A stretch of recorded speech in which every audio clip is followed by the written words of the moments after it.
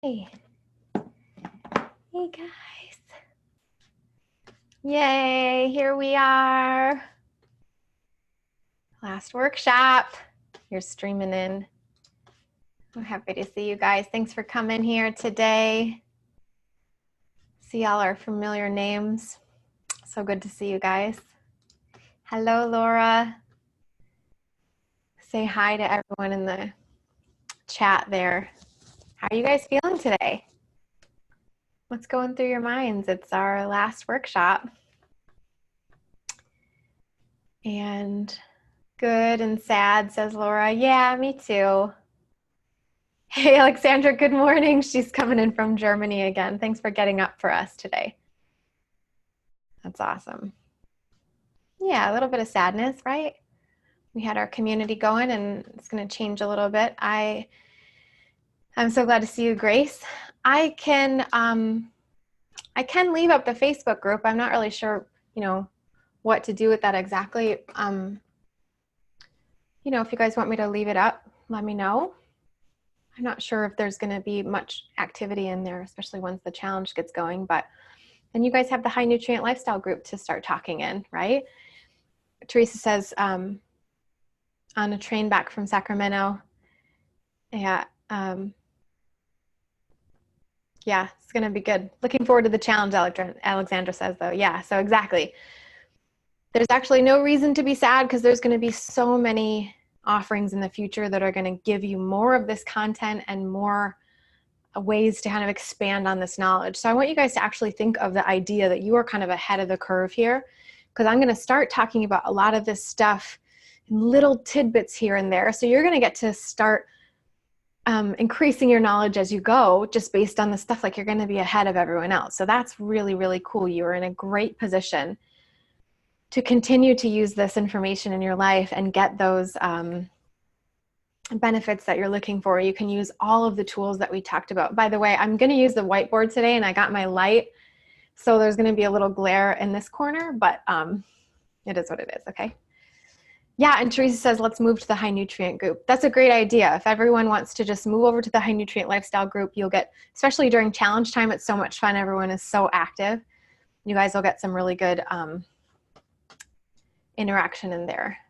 Okay, so how's today gonna go? I don't exactly know because I want to leave it up to you guys. So I want you to let me, Carol says, I don't think we need to keep open the workshop Facebook group. I kind of am thinking the same thing because I think it's going to go kind of dead in there once the workshop isn't around. Cynthia's in Walnut Creek. Sounds beautiful, wherever that is. I'm not sure where that is, but it sounds great. So glad you all are here. So I don't exactly know what to do with this workshop, this particular last class, because I wanted to leave it open for you guys. So get ready to comment about this. I have, as you see in your worksheets for today, what I've put in here was the remaining questions that I had to answer. So I want to answer these questions for you guys. My little cord is sticking out there. I wanted to answer these questions for you guys. And I also want to leave a bunch of time for Q&A. So what I thought was maybe if I answer these questions, I might bring up more questions for you. You can ask them in the chat section there, and then I can do questions afterwards, or we can do like questions first and then come to these and see if there's anything left or whatever. What do you guys think? Because I definitely want to bring some of you on for doing some models and talking about your personal struggles and stuff. So I was thinking maybe if I can run through this stuff and kind of get it done in like about a half an hour, and then if we can reserve the last 30 to 60 minutes, or maybe even a little bit more for questions. I just don't know how many questions you're going to have or how many of you are going to volunteer. So what do you guys want to do? Maybe I'll run through the questions first and then leave it open for the rest of the time. So we kind of do Q&A. How does that sound? Yes, Grace says yes. Okay. So let's do this if we could. Anybody who's willing to come on to video at the end to do, face-to-face with me, we can run through some models. We can run through your personal struggles. Raise your hand now. Okay. So we have those raised and you're ready to go, so I can call on you when we get to that point. And then I can gauge how many people will probably be interested in coming on video, please raise your hands. If you guys don't raise your hands, it's totally fine. It's just that I think it would be a lot more beneficial to everyone if we do have some of that video stuff. So raise your hands as we go also. And then I guess if we don't have a ton of questions, that's maybe I just did my job really well. I don't know. But we'll just see kind of how it goes and play it by ear. As you guys have questions, just type them in here. Put your hand up if you're ready to kind of be called on, and we'll get going, okay? So the first thing I want to draw your attention to, well, first, actually, I have a couple notes that I want to say first. The first thing I want to say is a very heartfelt thank you so much for doing this journey with me, going on this 6-week journey. You guys have been, it's like being in a college class or something. I'm so proud of you. So many of you, especially the ones that are on this particular workshop class, are the ones that have been so active and really into it. You guys are the ones that are going to get so much benefit. And for those of you watching the replay, you're going to get so much benefit from watching these replays, reviewing the tools, and using this stuff in your life. So I'm so proud of you. I'm so thankful. Thank you for trusting me to take you on this journey. And I'm so glad to hear there was so much positive kind of mind-opening stuff for you guys. As I said last week, there's going to be a final survey. Now, this is so important to me, okay? The final survey is like how you can repay me, right? Like how you can pay me back for all this amazing information, right? I know you guys already paid, so there's no need to pay anything else. And I so appreciate your investment in this and investment in me. But please do me the favor, because now we've got a siren going next, going here for a second, but please do me the favor of filling out the survey. The reason you want to, hold on. The reason you want to fill out the survey is because it's going to help me to create better materials for you in the future, because I'll know exactly what worked for you, what didn't work for you, what you liked, what you didn't like, all that. It will also help me to get more people into this type of a thing in the future. So more demand equals more materials, right? So I'm going to be able to create more of this stuff for you. Keep expanding on it if you guys can fill out the survey for me. One really important part in the survey, as I mentioned before, was I would like to take volunteers to do a 30-minute session with me. It ended up being probably about an hour, but 20 to 30 minutes on camera with just me, just private, you and me, talking about your experience, what you got out of this, just like I've done with the 21-day challenges. We can talk about your experience and what you got out of it. And in exchange for that, I'm going to do 20 or 30 minutes with you private. You can ask me any question you want. We can go through any of the stuff more in depth. It can be just like a regular coaching session, 20 to 30 minutes in return. So that would be super awesome if you did that for me. These videos, I'm going to use them in public later as marketing for materials like this, of sort of continuing to do this kind of stuff and getting more people into this kind of a workshop. That's how I will use it in the future. So it will be used for marketing, but it would be, this is probably the most important thing that I can get, is to be able to expand this message, because my life and my mission is all about getting more people healthy, getting more people out of food addiction, out of where I was. So if you guys could fill out that survey, oh my gosh, it would mean so much to me. Thank you. Carol says, it will be interesting doing the October challenge having done the workshop first compared to the first challenge I did. Yeah, I'm so excited to see what that difference is, Carol. I'd love to know more about that. Yeah, okay, so fill out the survey, please. I'm not gonna do any specific presentation. We're just gonna go through the questions, and then we'll use the board for writing stuff. Okay, so let's start from the very beginning of our worksheets here. And I left a couple of kind of opening up questions for you guys to ask yourself, because I find when we ask ourselves these kind of open questions, open-ended curiosity type questions, that's when we create some growth. That's when we create some, oh, I never thought of it like that. And interestingly, when we ask our brains these questions, our brains have an innate desire to fill the gap and answer the question. And so if we've never asked ourselves a question before and then we ask it, our brain is scrambling to try to figure it out, and it will give us some super creative stuff that we never thought of before. That's why I like to ask questions like this, and a lot of my coaching is based on this kind of stuff. So the first question is, what could it be like to be all in? Okay. And also, in what ways are you already all in? So we talk about this is where we want to be, right? We want to be consistent. We want to this is just what we do. So what would it be like, right? Like, how would that feel? What kind of a person would you be? What kind of decisions would you make? What could it be like if you were like that?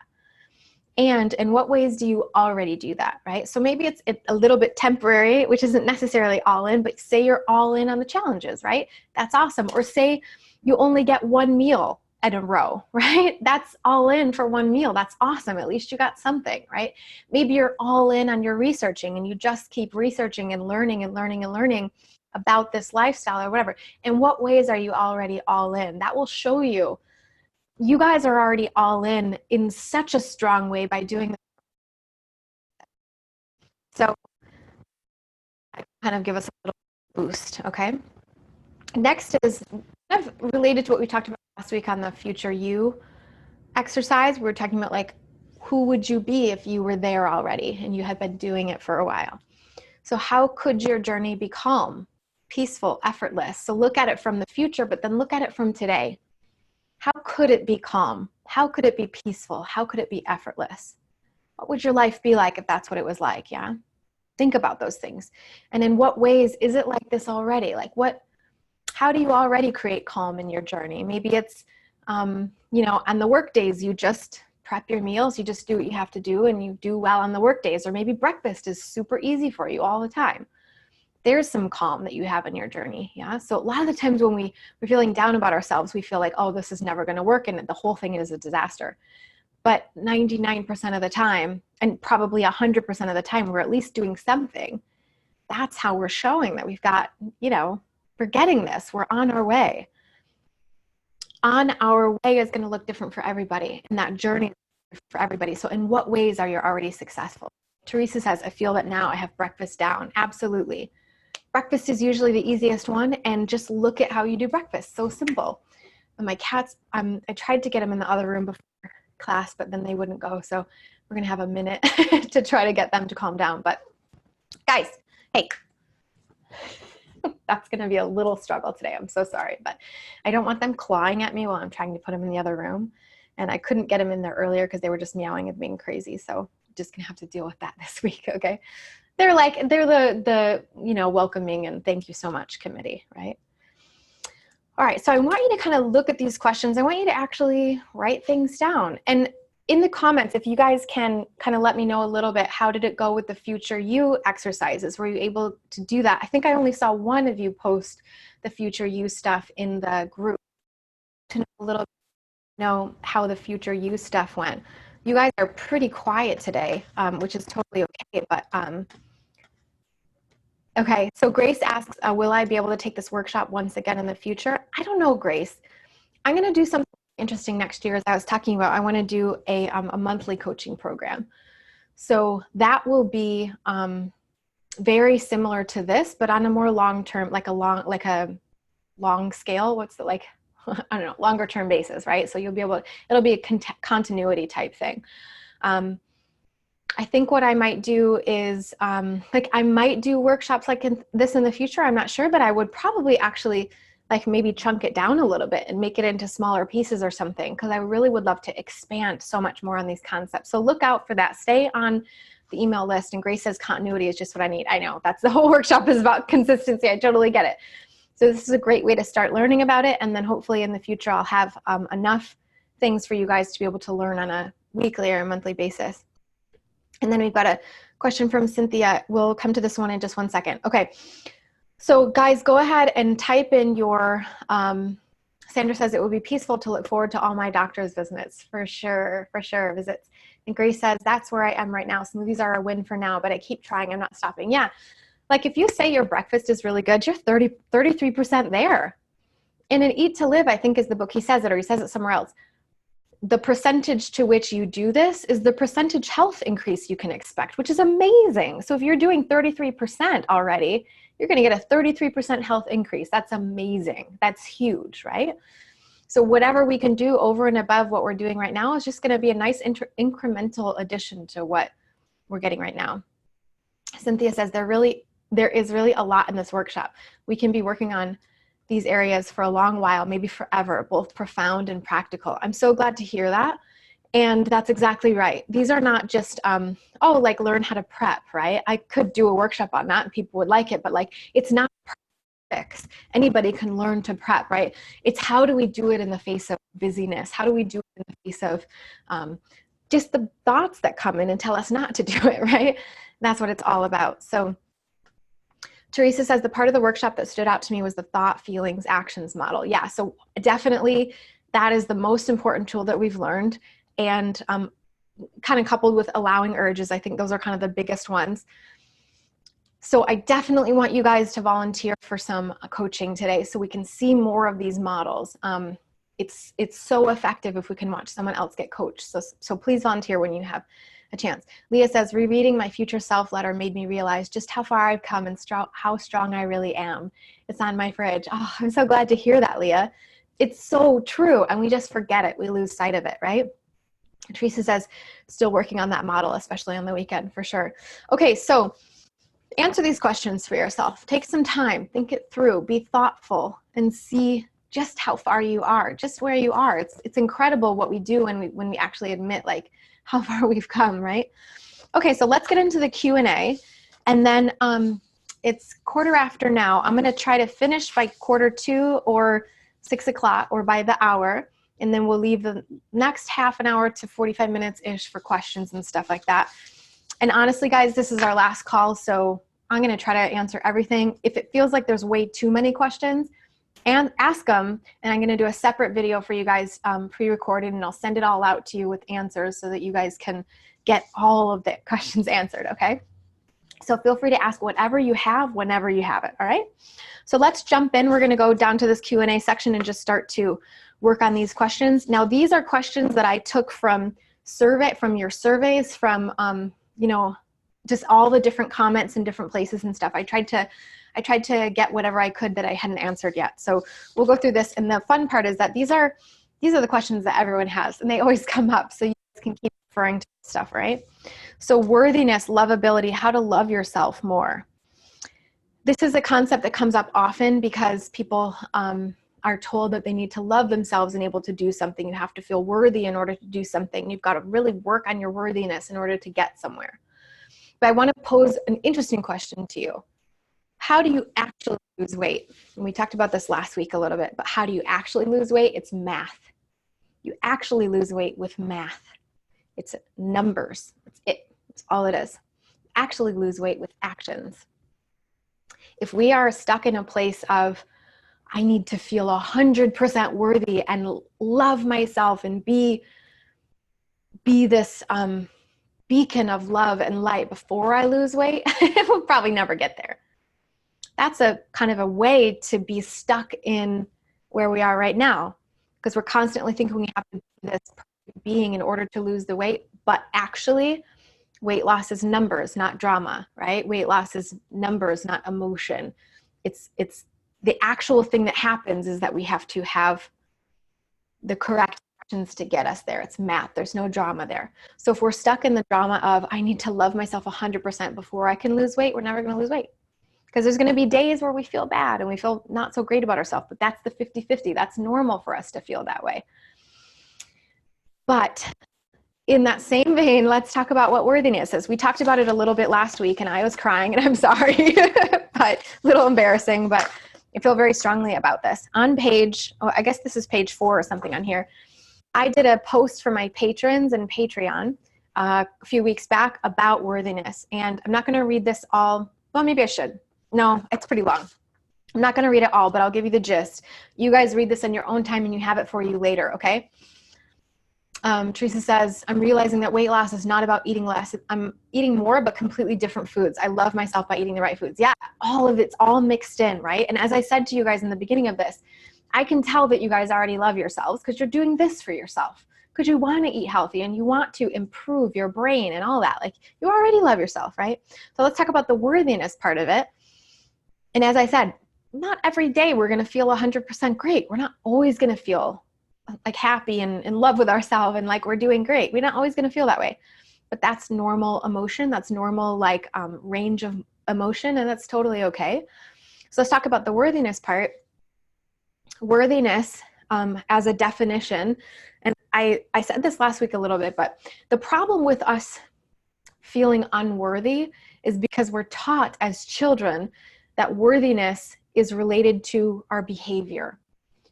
Our penal system, right? The jails and people going to prison and all this kind of stuff is all based on what we did or didn't do. And we get rewards or we get punished based on what we do. And that creates a life quality. So kind of the way our whole life is set up is based on what we did or didn't do.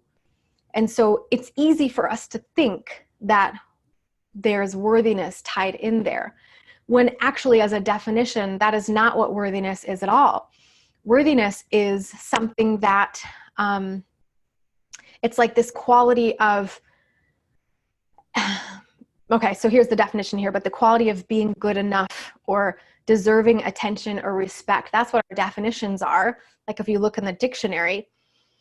But the answer is that we all have that.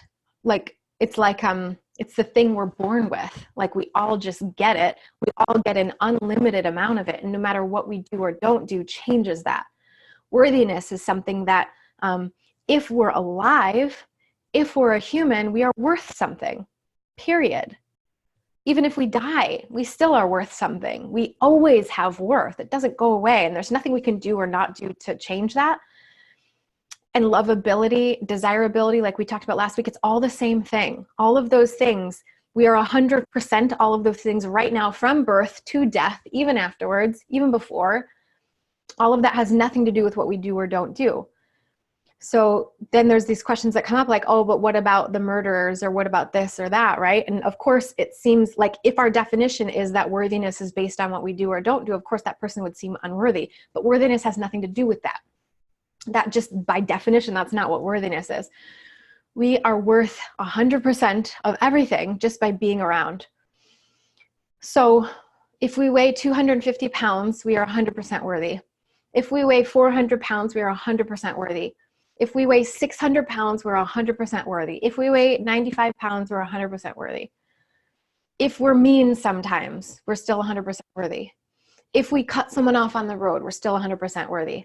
None of these things, like if we make a lot of money, we're still 100% worthy. If we make no money, still 100% worthy. It has nothing to do with any of that stuff. Worthiness is just there because we are there. And so we get it and no one can take it away from us. Now, interestingly, desirability, lovability, all those kinds of things, like how attractive you are, has nothing to do with you.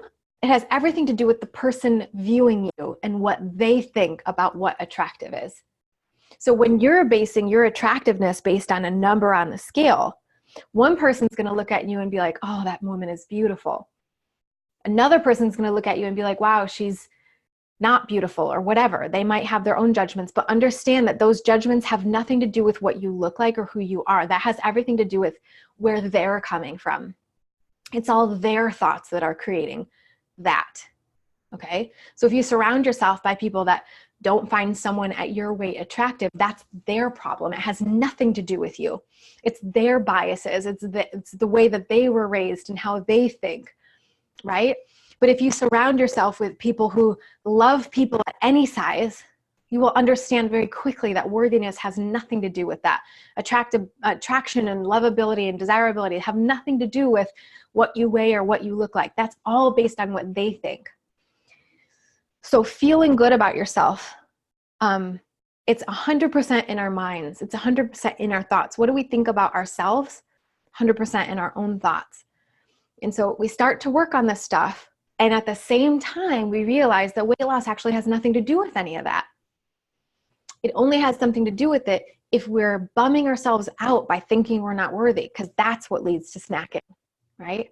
It's not whether or not we're worthy. It's whether or not we're thinking we're worthy. If we're thinking we're not, we're going to snack more. And that's going to make it look like it's tied together, but when it's actually not, okay? That's a little bit of worthiness. There's much more to read here on this page. And, you know, I'm going to be talking a lot more about this in videos to come and everything. So keep an eye out.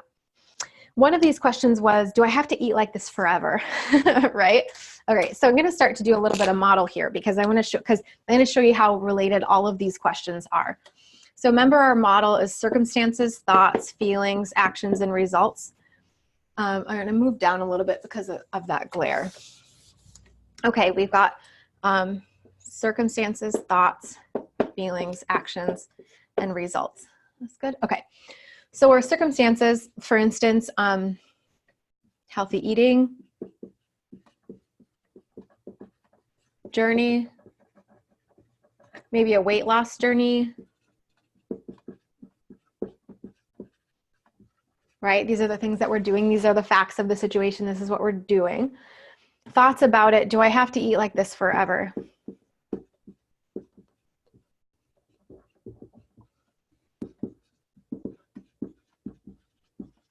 Okay, so a couple things about this. Remember that, remember when we talked last week, I think it was last week or the week before, about, yeah, future you. So you've got you now, you've got you however long it takes to get to your goal. Say it takes 4 months. Then we've got you for the rest of your life. We'll say future you is here at 5 years, right?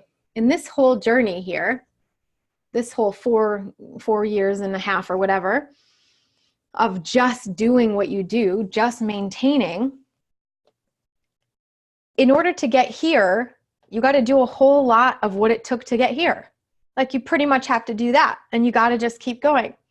So the answer is yes, of course you have to eat this way forever, because you're not, right? Like you don't do what it takes to lose the weight and then do the opposite afterwards, right? Like you can't just magically go back to hot dogs and pizza and then have the same result that you did in order to get there. You have to keep doing the thing. But what I want to show you is that when you have this thought, do I have to eat like this forever? Like this word, first of all, and this word, have to, yeah? When we have this thought, like one of the feelings that comes up, daunting, right? Or overwhelming. And think back to when we've ever felt this daunting feeling or overwhelmed feeling. That always leads to snacking and junk and eating off protocol, doing things that we don't want to do. And then that is no results is our result, right? No results, no weight loss. But it's the thought, remember how the model works. It's the thought itself that led to overweight. It's the thought itself that led to not losing weight. Not healthy eating, but the thought about this, that, oh my gosh, this is going to take forever. I have to do this forever, right? So Laura puts, I get to eat like this forever. Absolutely. That's kind of how it works, right? We start to shift the way we view things and see that, like, if we truly want to be healthy forever, yes, of course, we have to keep doing the same things. We get to eat like this forever, but noticing that our current thought pattern of, I was just talking with a client about this an hour ago, the current thought pattern is, I'm never, like, this is a long thing. It's going to be a long journey. It's going to take forever. I'm never going to get this. Of course, if that's what you're thinking, of course you're going to get no results or weight gain. But if you're thinking, like, if you go to future you and you go, all right, well, how long would it actually take if there was no drama? Only 4 months? That doesn't sound very dramatic, right? Just think in 4 months you could be done, right? So if you're thinking to yourself like, oh my gosh, I have to do this forever, of course you're going to snack. But if you're thinking other thoughts like, how about I just not be dramatic about it, right? Like, I get to eat this way. Like, this food is so good for me. I love this. Or I don't have to think this all or nothing stuff, right? Like, not even like what thought do I think in the future, but just questioning the way you're thinking, like, oh, wow, I'm really making it look dramatic, right? Seeing the drama for what it is, seeing the fact that you're making it look so hard when really making a salad, making smoothies, we've had days where it was really easy before. It doesn't have to be hard. It's just when we think about it being hard, that's when we get no results. Then it looks like it's hard, and it's actually not that hard, right? The moments where we're actually on and just doing what we need to do, and there's no drama, it's not that hard. We just like do the thing, right? Just make a smoothie. It's not a big deal. Just put the stuff in a bowl and make a little dressing and be done with it, right? Even if we don't love it, who cares? We just eat it. Doesn't matter, right? Those are the moments that we want to have for the rest of our life, where we just do what we have to do. But if we're in this story, do I have to eat like this forever? Yeah, we're not going to get there. Yeah, Margaret says have to equals punishment. That's right. Yeah, because we're thinking of this as a punishment when we could be thinking of it like, no, I get to. This is great. Let's do this. Laura, Christina says, exactly, Laura. I feel like unless you get to a point where eating like this is enjoyable, it's just going to feel like torture and not going to work. Exactly. If you don't get to a place where you love it, you'll never do it forever. Okay. So let's move on to the next question. Plateaus. Let's talk about plateaus for a second. So I have a couple notes there for you guys to just spark your memories about what I'm going to say, but plateaus, they often seem mysterious. They often seem like they're this thing that we can't figure out, like, why am I on a plateau? Why can't I figure this out? Why can't I lose weight? But if you notice, just by virtue of how weight loss works, there is not some magical number that the body knows you're at and then goes, oh, we should stay here for a while. The body doesn't go, oh, you're at 190 now. I'm going to make it really hard for you to get to 189. That's not how it works. That's psychological. I want you to notice that, okay, so plateaus are purely psychological and mental. We may have some plateaus that are based on, like, we've been eating the same exact thing for a while and our body is needs a change, but that's not often the case. Often the case is that it's psychological, it's mental. We're getting stuck at one of the 10s. So the 10s being like 190, 180, 210, whatever, 140, that kind of a thing. Those 10s are purely psychological. And what'll happen is we'll start to identify with that number. So we'll be like, oh, our brain starts to like think of patterns and stuff. Go, oh, we're in the 210s right now. I identify with being a person in the 210s. I'm not going to be able to get to the 200s. Or a big one would be going from 200 to 199, right? Because once you get into 199, it's like, oh my gosh, I'm in the 100s, and we create meaning around it. And that's the thing, is like when we're actually assigning meaning to something, or talking about what it means, or means this about us, or we start to assign identity to that particular number, that's when we have trouble with it. So, but like biologically, there's no difference between losing weight from 201 to 200 and from 200 to 199. There's no difference whatsoever. It's all mental. So I want you guys to make a big like asterisk in your brain. If you ever are getting stuck at a 10 or a 5, some type of a more round number, like 195 to 194, or 215 to 214 or something like that.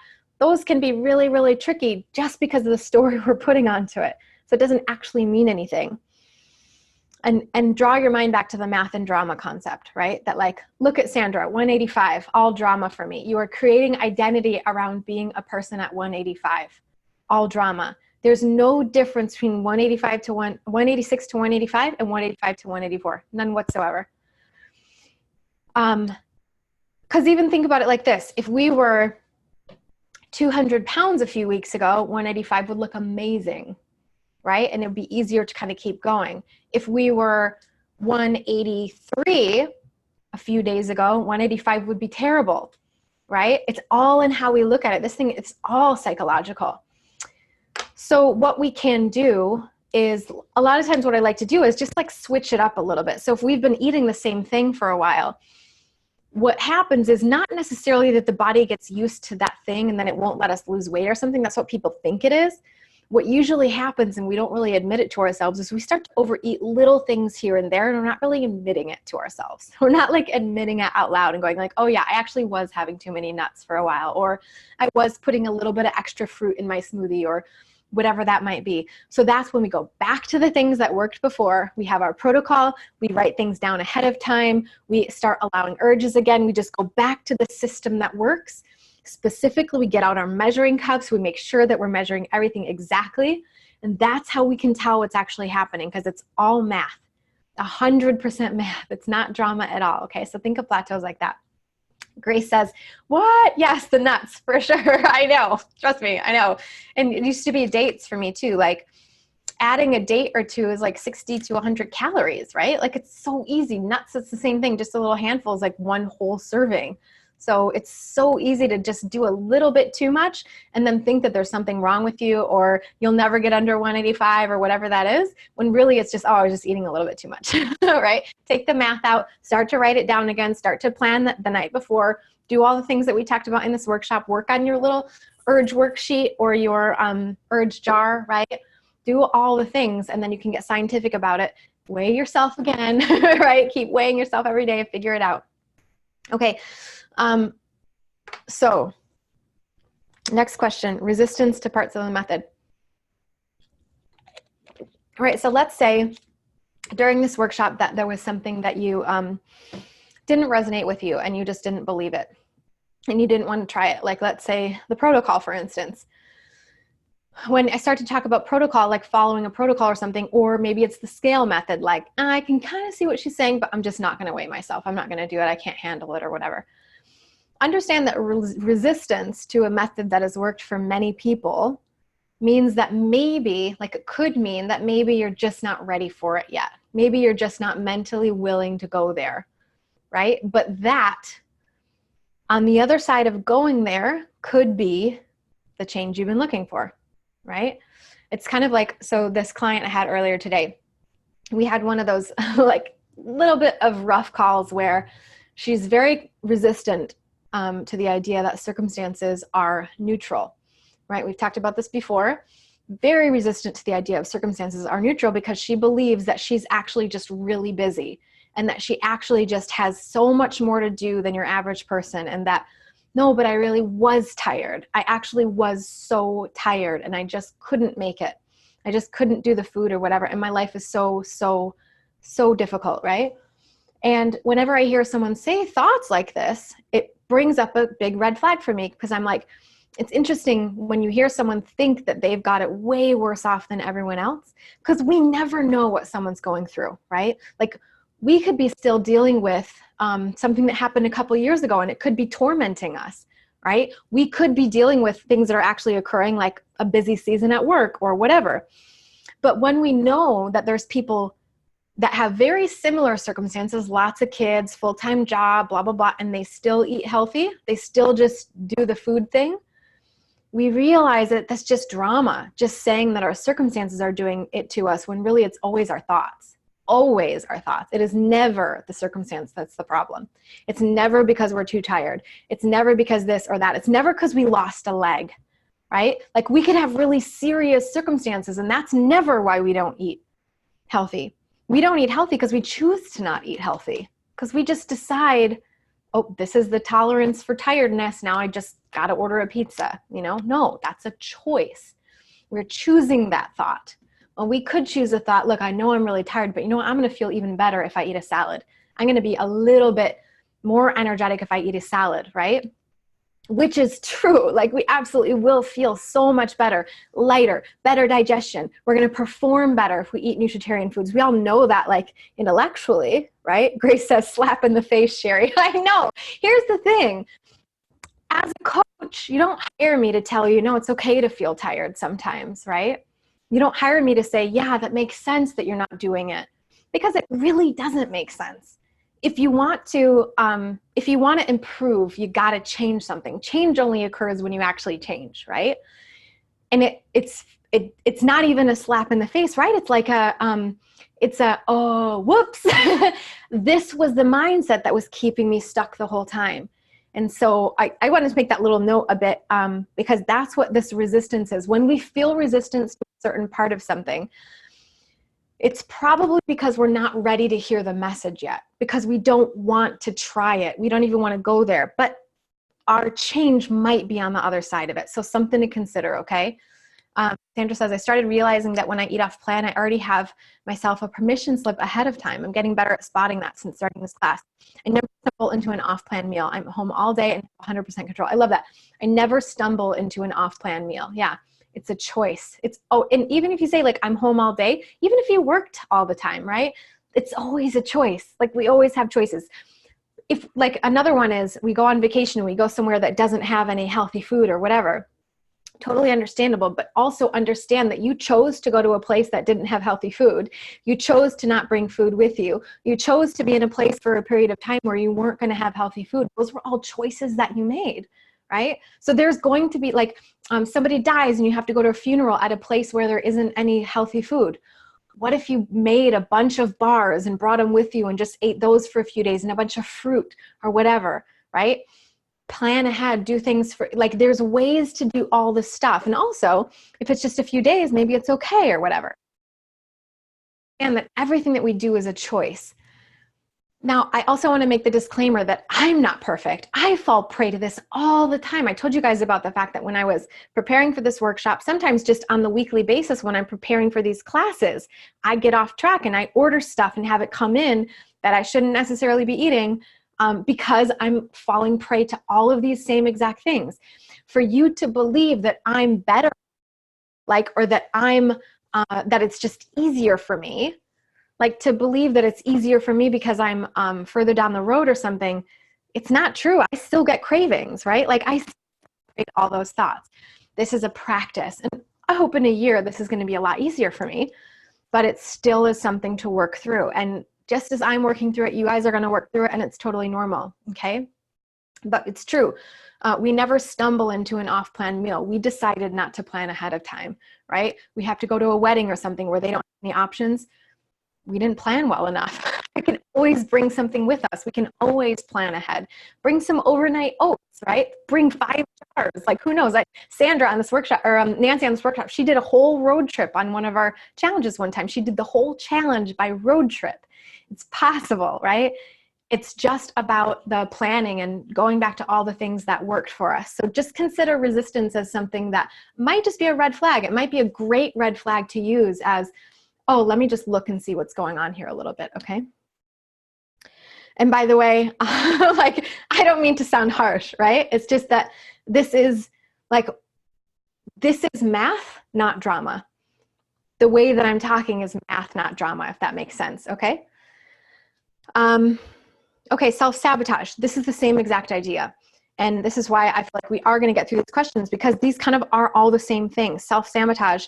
Self-sabotage is these voices that go in our mind that are a repeated pattern that we've done before of thoughts, right? Like one of my clients talks about this rebellious voice that she has, right? Like, oh, I'm not going to do it because I want to, I don't know what it is. It's something like, I want to punish you, or I don't want to do what you say, kind of a thing. Like, I'm resisting what you're saying, so I'm not going to do it. When we know that the only person that suffers there is us, right? The person that you're rebelling against, or even if you're rebelling against yourself, which would be the self-sabotage part, if you're rebelling in that way, you're only hurting yourself. Nobody else gets hurt but you. And listening to that thought and allowing that thought to happen, like the thought would be something like, if we're doing the self-sabotage, it's that rebellious thought or whatever. It's kind of like, I'm going to do this anyway. Or I always fail at this, I'm just going to keep doing it, or whatever. Those are just thoughts that come in our head. They're just sentences that occur in our mind. And with any other technique, like any other situation, if it's, oh, so-and-so always brings donuts into work or whatever, self-sabotage, rebellious, resistance, all of these different things, all the same thing. It's just that we're not listening to the thoughts in our mind. So if we have a rebellious thought like, oh, I'm not going to do it just because you said so, it would be, hey, watcher, let's check that out. Interesting that I'm being so rebellious right now. I don't have to be rebellious. I can do what's good for me. And then you make the right choice and you allow the urge, you allow the craving, and you keep going, right? And same with all the other stuff, right? You have self-sabotage. Maybe the thoughts are something like, I've done so well, now I'm going to screw up because that's normal for me, right? Like, and in a way, this is something that's really interesting. In a way, the brain likes screwing up because it feels comfortable, because we're identifying with being bad at this, right? In a way, it feels comfortable to us because we're used to feeling bad about it. We're used to going off plan. And so we want to do something that feels normal to us. So in a way, by the way, this is a real thing. We're wanting to just get to a place of comfort because changing is uncomfortable, right? So what we're trying to do is practice that discomfort and keeping going through this discomfort and getting used to that. until these new things become our norm. So Francine says, I was just thinking of these things today. I'm a self-saboteur, but it feels like you're talking directly to me now. So I know what I need to do. Yeah, that's the thing, is like we all have this. The reason it feels like I'm talking directly to you is because we all do this.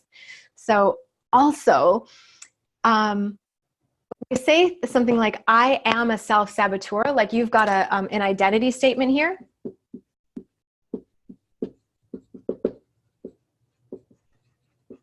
When you create an identity statement, those are always the red flags in my coaching. When I hear someone say, I am this, that's always the red flag of, no, you're not. You're actually not that. You're just thinking you are. And thinking that is creating bad FAR, right? Thinking that is leading to your results. What if you just had a thought that's like, I'm not going to have any identity statements, right? Like, I'm not going to say I'm this, because you're not always a self-saboteur, Francine. There are moments in your life where you do exactly what you plan to do, right? I bet you brush your teeth every day, right? You don't sabotage yourself with brushing teeth. You know what I mean? Like, there are things that we do that are, you're not driving your car and just hitting trees all the time, right? You're not a self-saboteur. There's many ways in your life that you aren't actually this. So to identify with this statement only makes you feel bad, which gives you bad actions and bad results. So start to change that little inner dialogue a little bit, right? And Grace says, I like the straight talk. Good. I don't need coddling. I need the take a look in the mirror deal. Yeah. And that's the thing too, is like, without looking in the mirror and without seeing what we're actually doing and being really blunt about it and taking the drama out, like just using the math part of it, we're just always going to be stuck in the drama forever. And then we'll be like, oh, what's wrong with me? I'll never get this, right? When we just kind of like get real serious about it, just do what we need to do and see really what's happening inside, that's when the change starts, okay? And Grace says, I'm really talking to her too. So yeah, see, we all have the same exact thoughts. Okay. Next one is menopause. Oh, this is a great one. Okay, I love, love, love this one. All right, menopause. So let's say we're going through menopause, or we can replace that with any other circumstance. Menopause is a circumstance. I love this question because it seems important. Seems like a negative circumstance. Seems like something. Oh, and Sandra says, all the menopause has me fearing menopause already. I know, right? All the people that talk about it. We can replace with so many other things. Watch, I got cancer. I'm pregnant. I don't have a leg.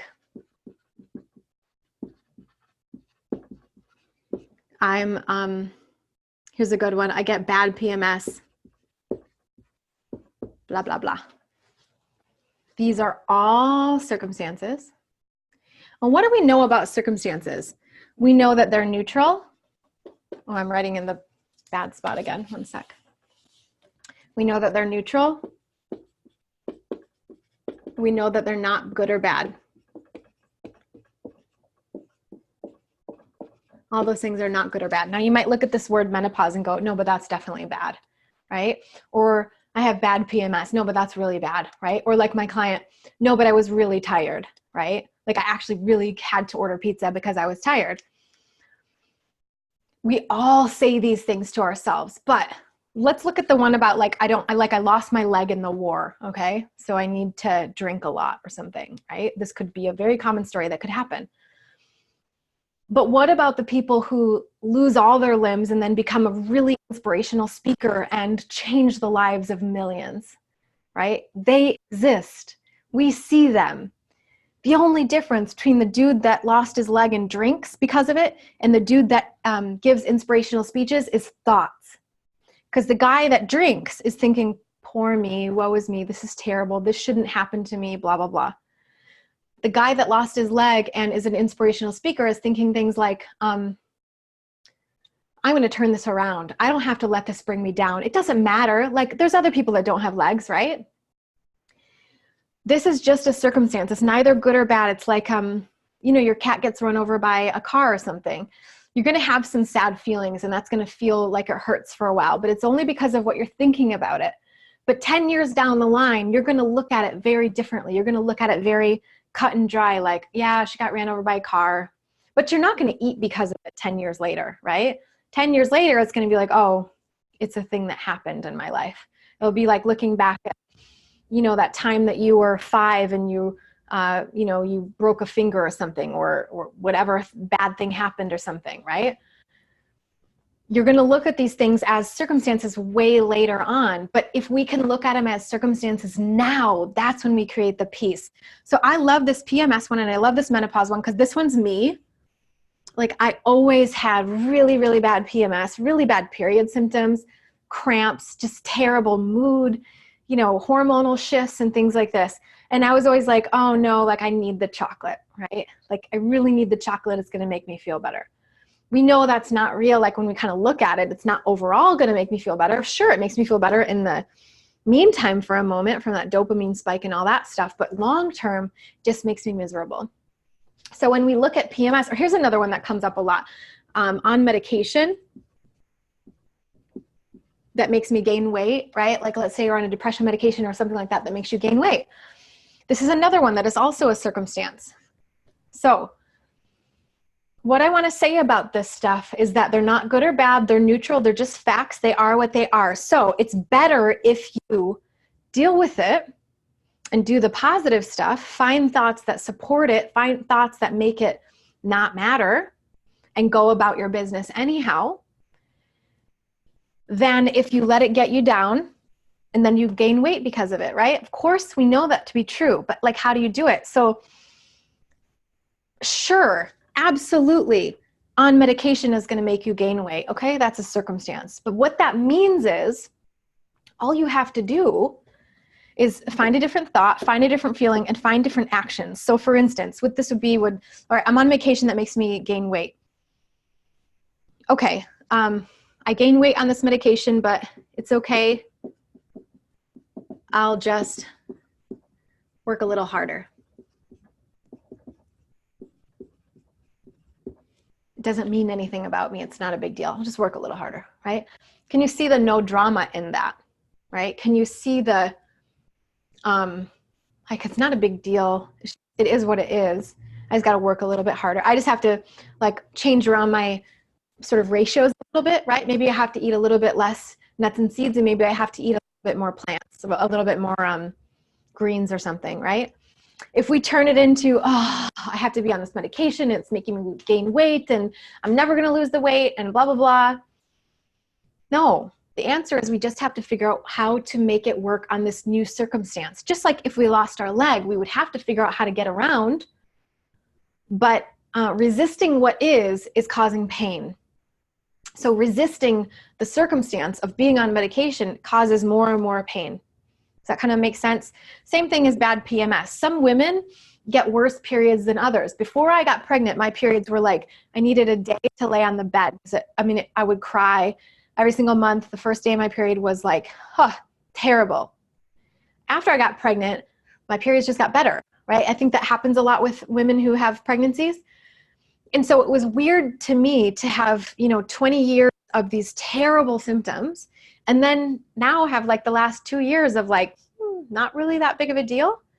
And it just shows me so much of like what we can do. Because back then in the day, if I had never used that as an excuse to eat chocolate, my journey would have been so different, right? Like if I could see that it was just a circumstance. Whereas now I can look at it with a clear head and not make PMS a thing. Like it's just a thing that happens to women, right? It's just a thing. Like we just have to deal with it. Like we lost a leg, we just have to deal with it. Like you're not going to get your leg back, You're not going to get easy periods all of a sudden because you wished for it, right? Or you're not going to not go through menopause, right? You have to go through menopause. So if we're going to go through it and it's going to be a little bit more difficult for us, we have to think of it in a different way. Like it's okay. It's going to work a little bit harder. I'm just going to have to figure out what works in this situation, but I'll figure it out. Okay. Can you kind of see that a little bit? Let's see. So Nancy says, I sailed through menopause, I think because of eating plants. Just saying. Okay. Good to know. Good to know. Christine says, I can't use the bad PMS anymore because I get almost no symptoms on this diet. There you go. For sure. And everyone says, Francine says, I don't get hot flashes, but you were very moody during menopause. Yeah, for sure. So that's not an excuse to eat chocolate, right? They don't add up. They're not the same thing. So it just kind of looking at this maybe it sounds very blunt, but that's the no drama way of looking at it. You know, it is what it is. We just do what we have to do. Okay. So this won't work for me. I don't even need to go too deep into this one because it's all the same. This won't work for me.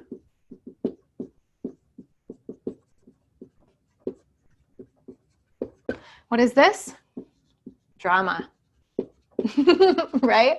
That's drama. So when we have this thought, this won't work for me, we feel defeated or frustrated or whatever, which leads to snacking, which leads to weight gain. And you know what's fun, as we've talked about before, the result is always evidence for the thought. So we get weight gain and now we're proving to ourselves, like we're actually proving that it's not going to work.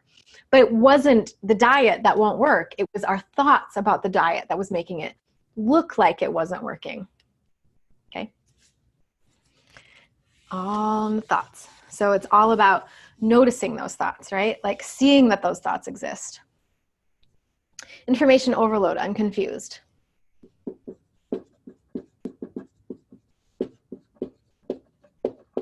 Confusion. So I was talking to somebody about this one, and she was saying that when she feels like she has information overload, there's so many diets to research, there's so many things to look into. She gets super confused. Some of her actions are like Googling a lot, trying new diets. And then the result that you get from that, of course, is overweight or like no results or whatever. And so you're proving that it's all very confusing, right? Because no matter what you do, you're going to be overweight. It's all super confusing. It feeds into itself. When, if you just picked one, remove the drama. If you just pick one, you remove that confusion and say, I'm not going to be confused anymore. I'm just going to pick one for a while and see what happens. And really give it the college try. Here's the thing. I think I mentioned this before, but there's a difference between it doesn't work because it doesn't work, or it doesn't work because I didn't give it enough effort.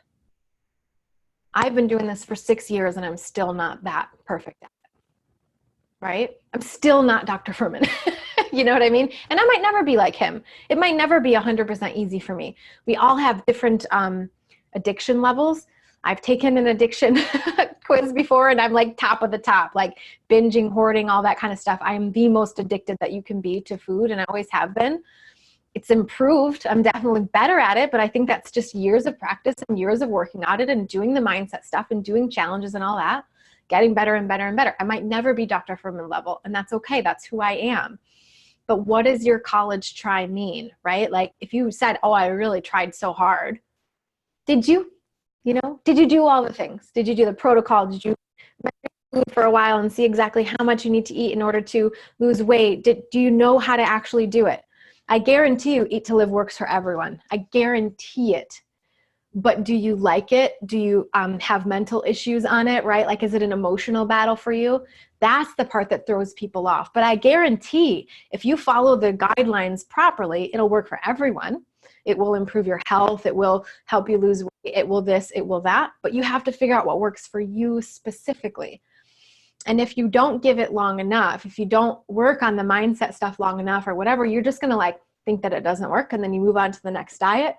And then you just prove to yourself that it's not working. You just keep proving to yourself this doesn't work. There must be something wrong with me, blah, blah, blah. But it's because you're thinking those thoughts. I have information overload. There must be something wrong with me. I'm so confused. I don't know what to do. Those thoughts themselves are the ones that are creating the overweight, not the diets themselves. Because the secret is any diet works if you stick to it, right?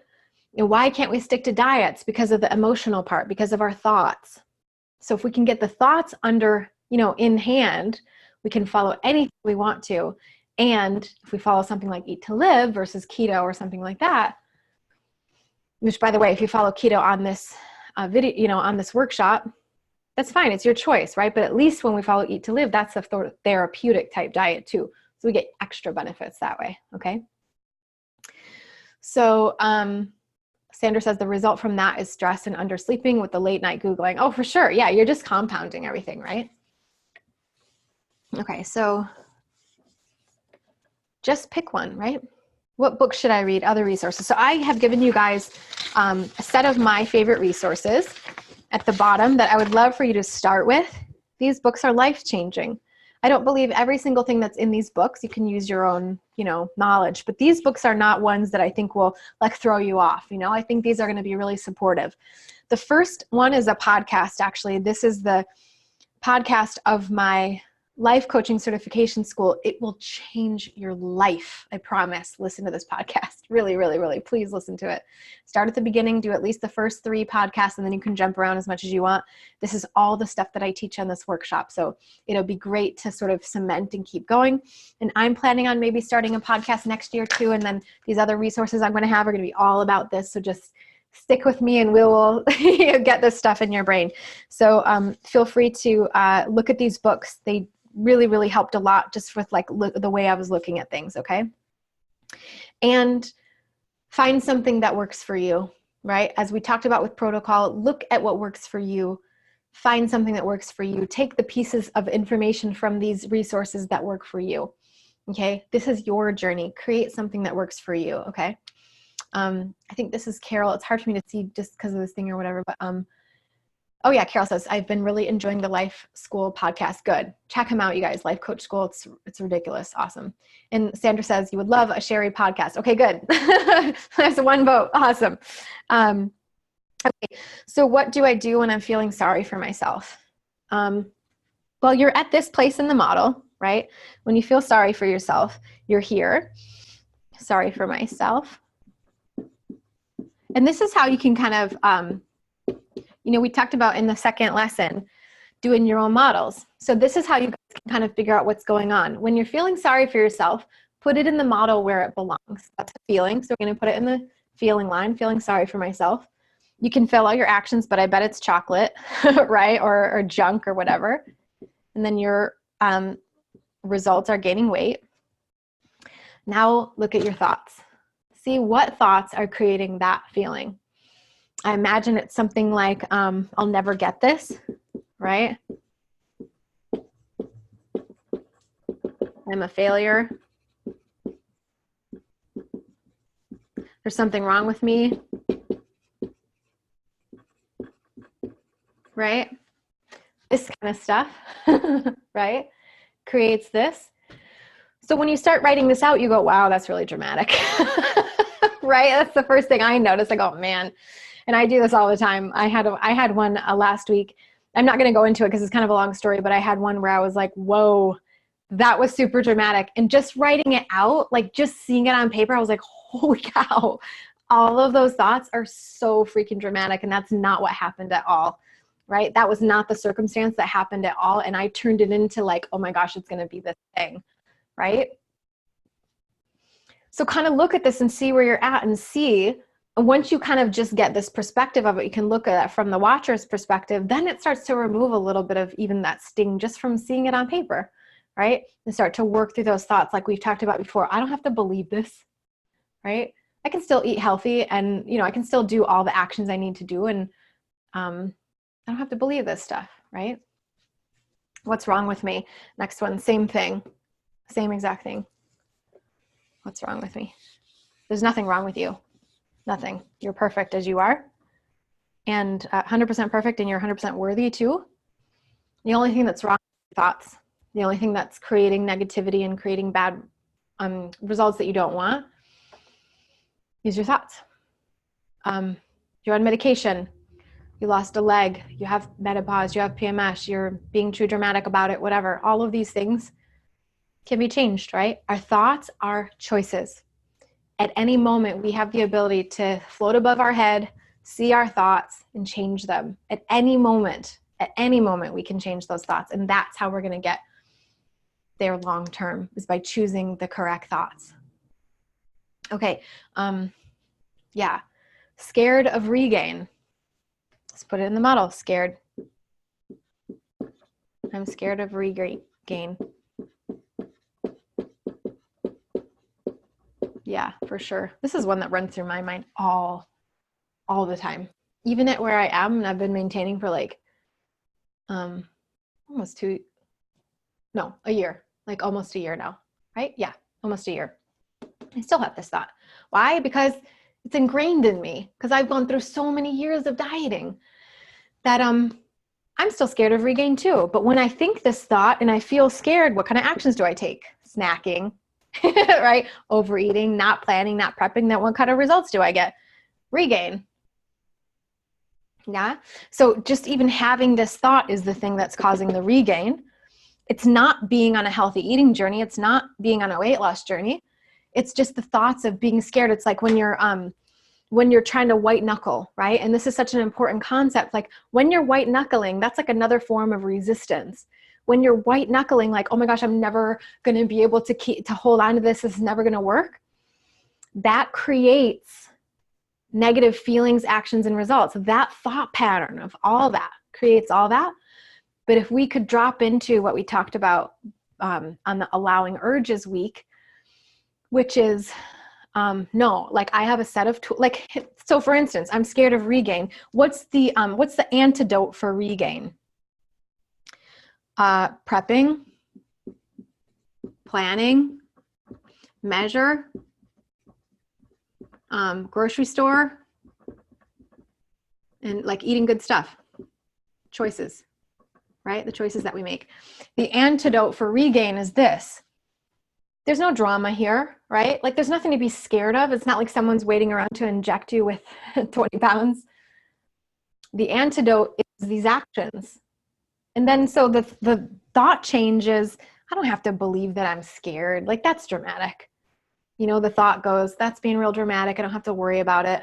Like the only way I'm going to regain is if I like get freaked out about this and let it freak me out, you know?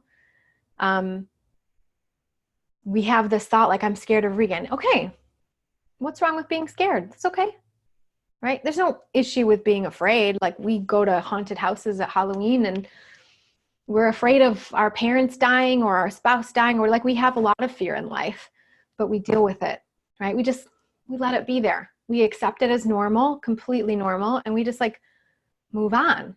And we just do the things, right?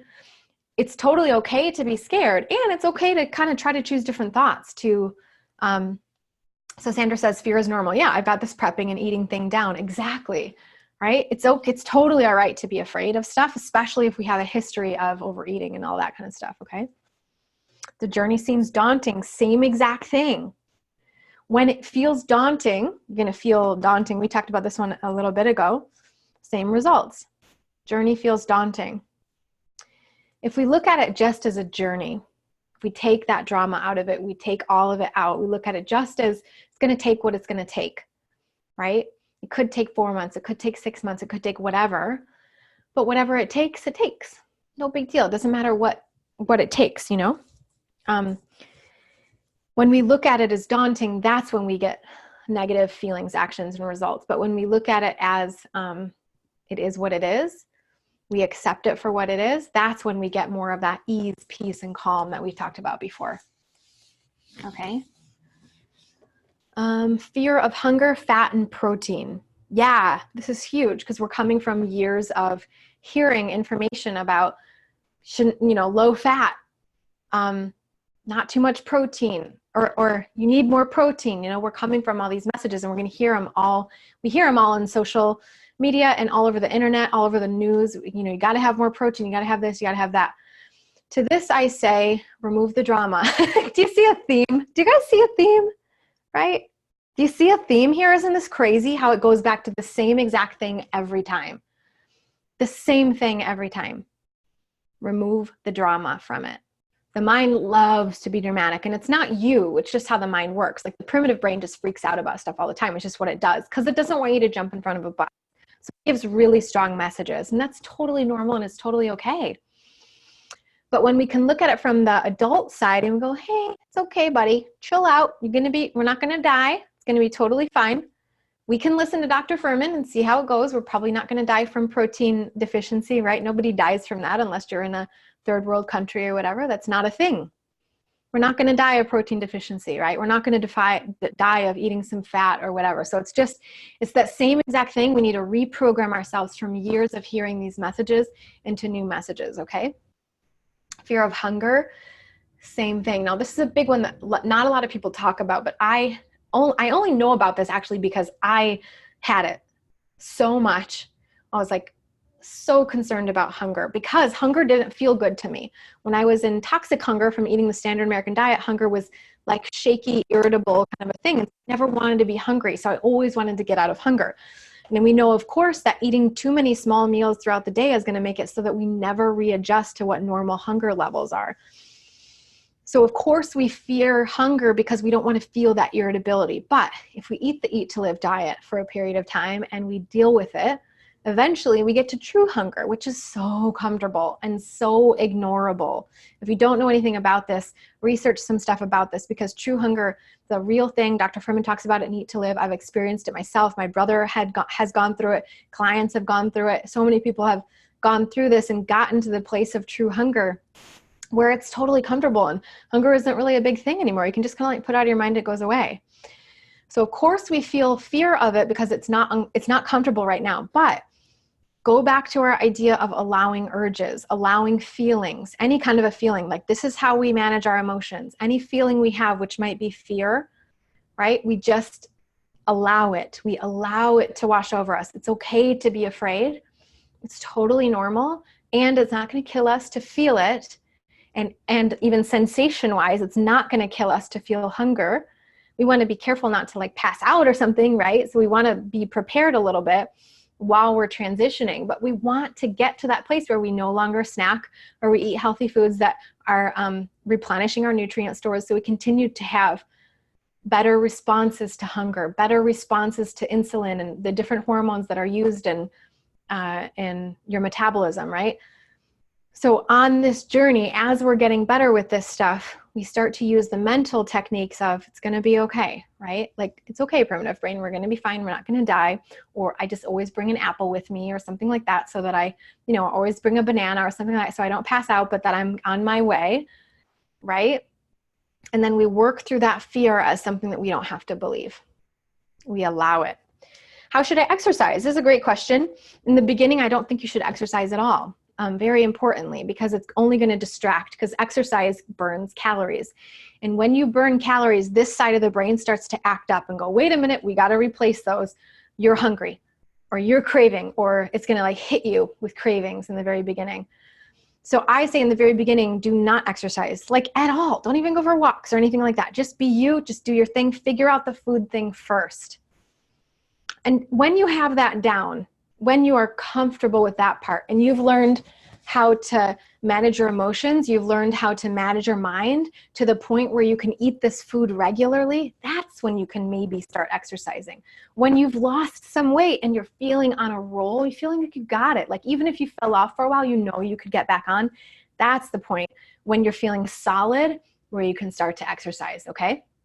So when you start to exercise though, so keep that in mind, because you confound the whole process of all this, learning to manage your emotions, eating the right foods, learning how to prep, all that kind of stuff. You confound the entire situation. You confuse the whole thing by exercising, because the brain is going to give you stronger signals of you're hungry, you need to eat kind of a thing, okay?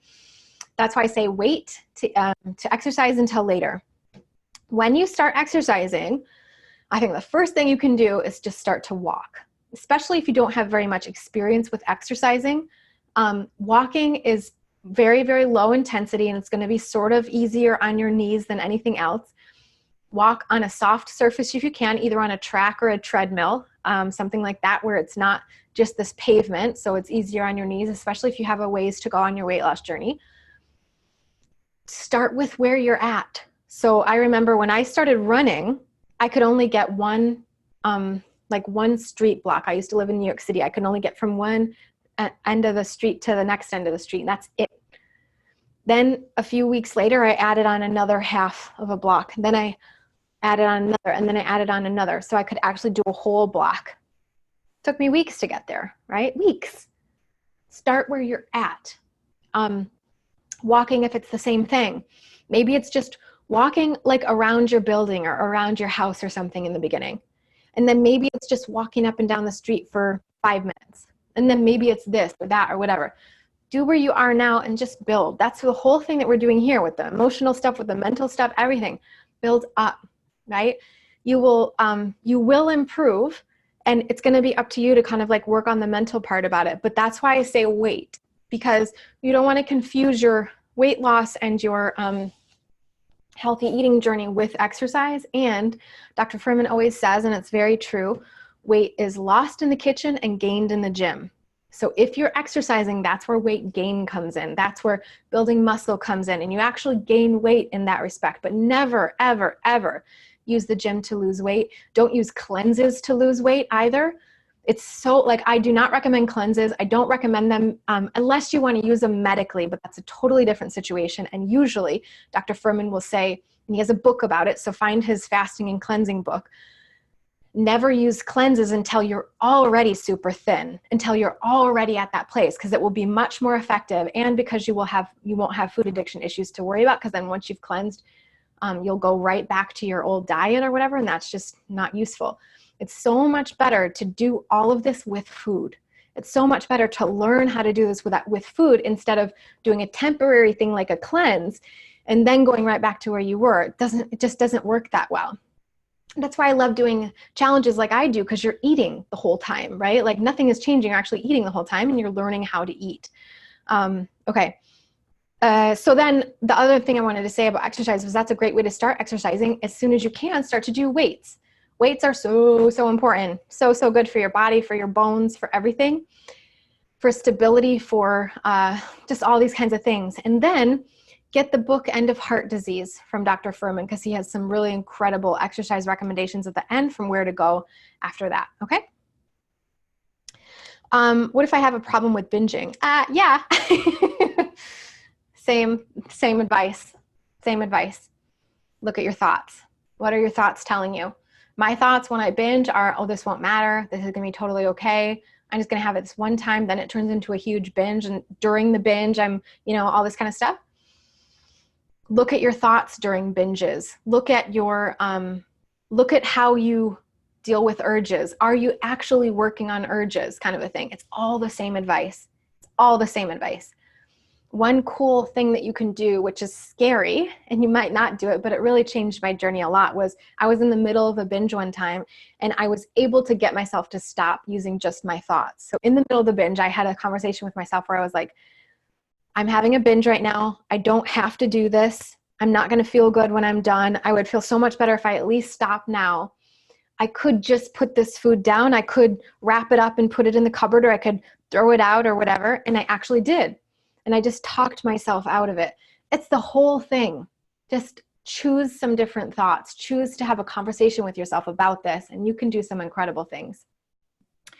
Margaret, she asked, what's the name of the Life Coach School podcast? It's called the Life Coach School Podcast by Brooke Castillo. And Self-Coaching Scholars is her, I don't know what Subliminal Affirmations is, so that's not this, but Self-Coaching Scholars is her monthly membership program. It's pretty expensive, but it's amazing, by the way. That's her monthly membership program. Her podcast is just the Life Coach School Podcast by Brooke Castillo. And if you Google it, that should come up. But if you search for it on iTunes, it'll come up too, okay? So what if I eat when I'm bored? Same thing, right? We're getting to this very point now where it's like, this is all just the same advice. I eat when I'm bored. I get bored of my food. I just don't want salad sometimes. Same thing. It's just your thoughts about salad. This is a really big one that comes up for me. Like, I get so sick of eating salad sometimes. Something I actually do is I'll start to use bagged salads from like Trader Joe's or something like that, where I don't really have to put much effort in. I might make my own dressing, or sometimes I'll even use their dressing, which isn't very good for you, but I do that sometimes when I'm really bored and need to change it up.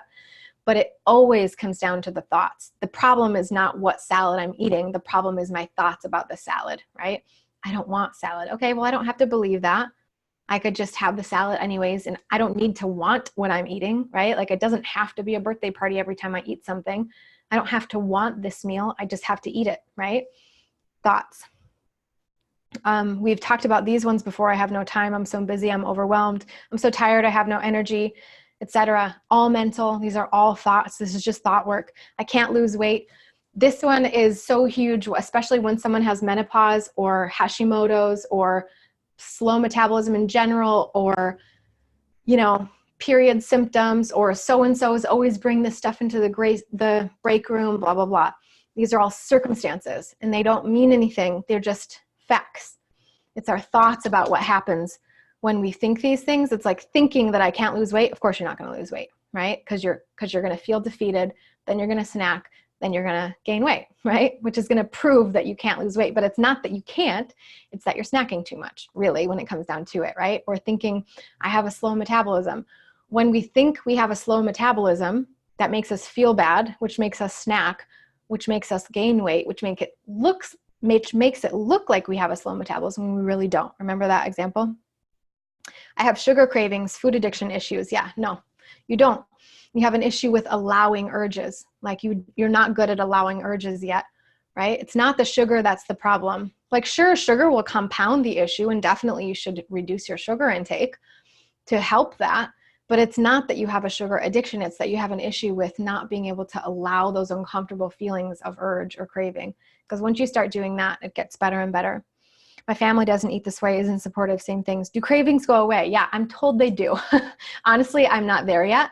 But my teacher, Brooke Castillo, on the Life Coach School podcast, and she's also the teacher in the certification program and all that too, she talks about the fact that once you've done this for long enough, the cravings start to diminish and then they go away. So I have experience with them diminishing. They're definitely a lot better than they used to be.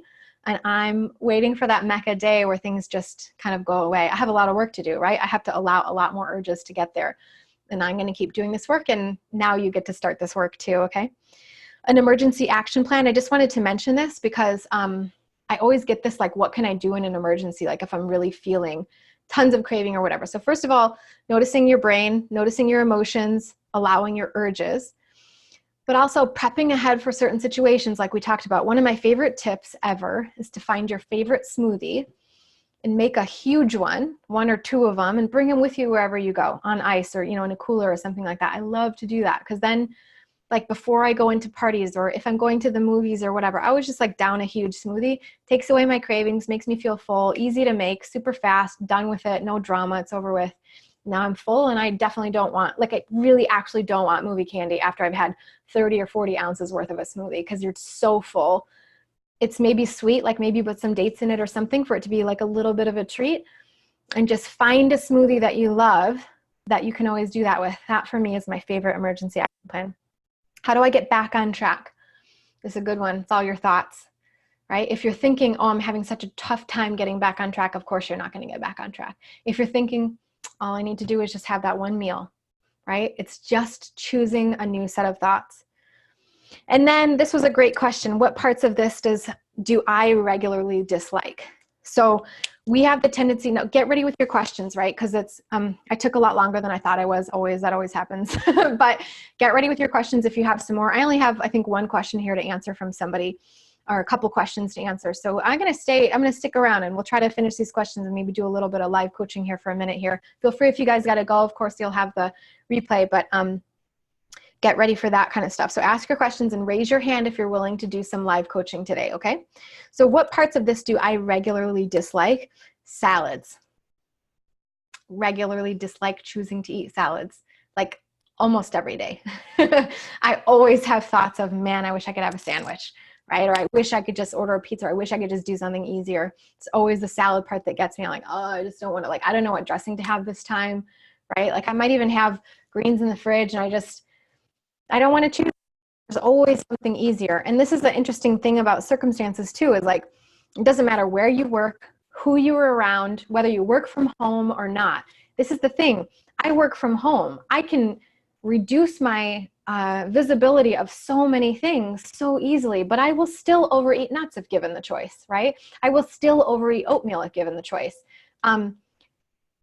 There's always a way for this side of the brain to win out, and it will always keep giving us those messages of eat more, eat more, eat more. It's always going to do that.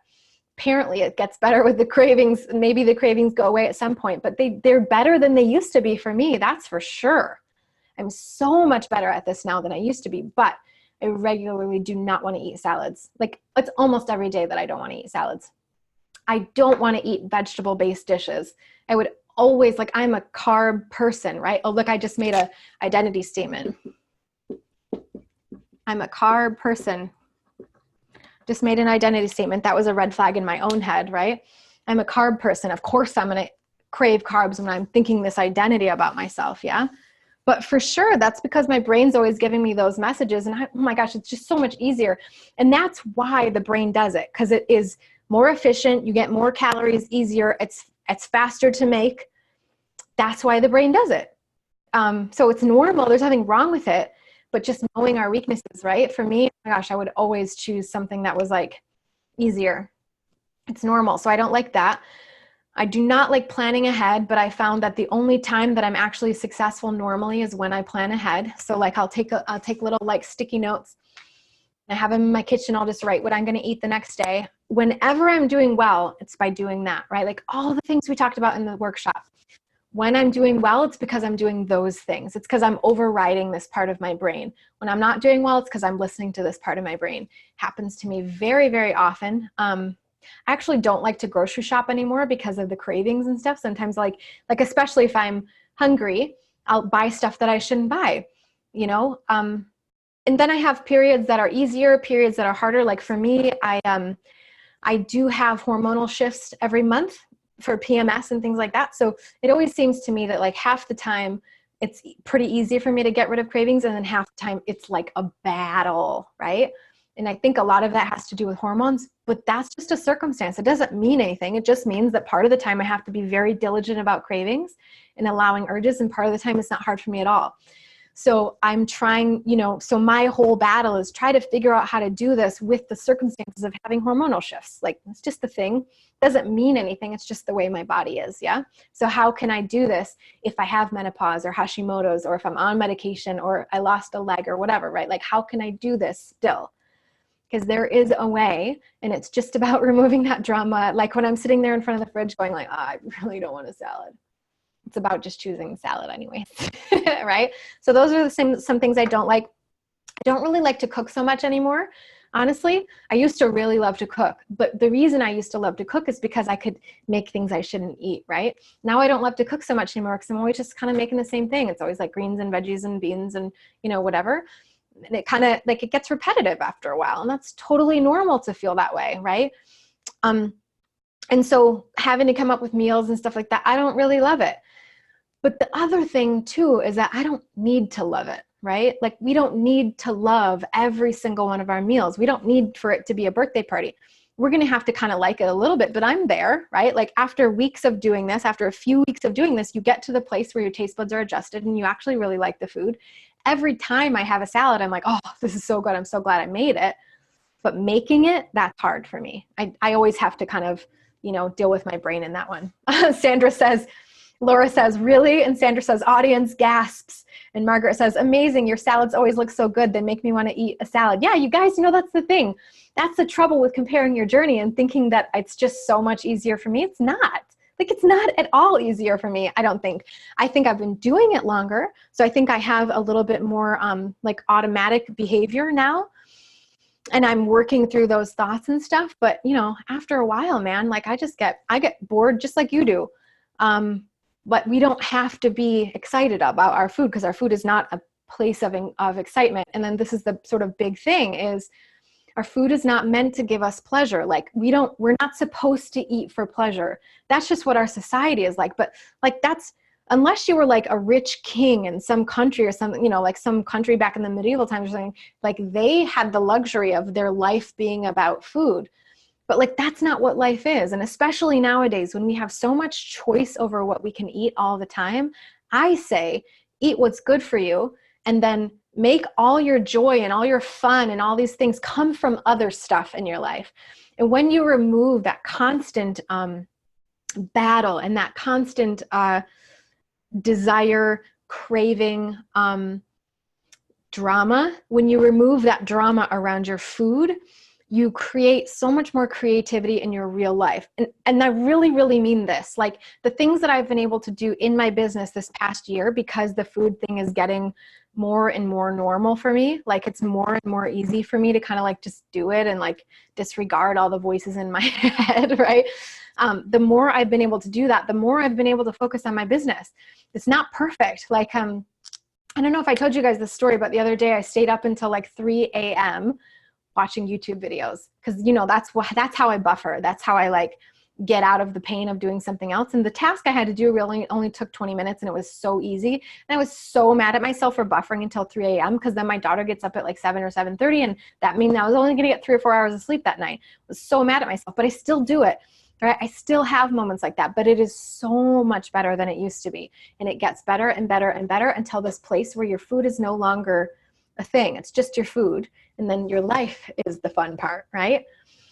So, Sandra says, I had to write down, you don't have to love every meal. Yeah, I wholeheartedly believe I should love every meal.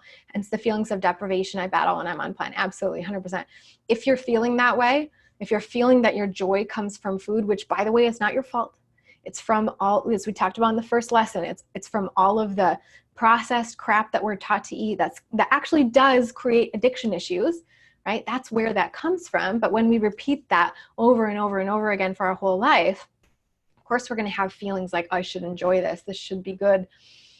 I should be getting crazy dopamine spikes, right? Because the brain thinks it's really important from all that dopamine, right? But we can retrain it.